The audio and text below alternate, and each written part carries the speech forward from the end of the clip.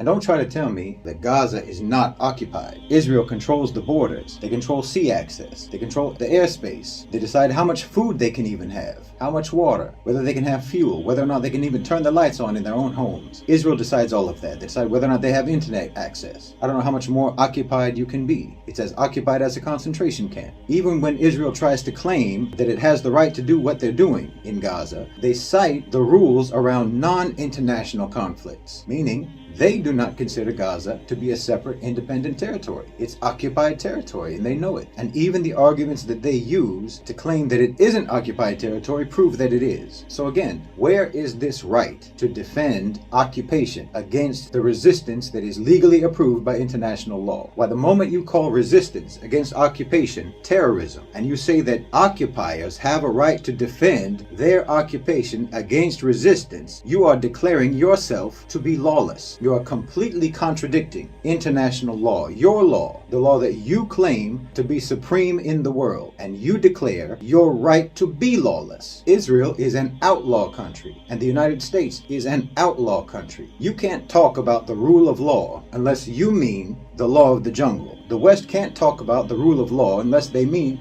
the law of the jungle. And in that, at least they are consistent. The U.S. is consistent in its contempt for international law. Its belief in the law of the jungle is completely consistent. And when you say Israel has the right to defend itself, what you're really saying is they have the right to defend their supremacy, and no one has the right to challenge it. That's what you're really saying. That's what you really mean.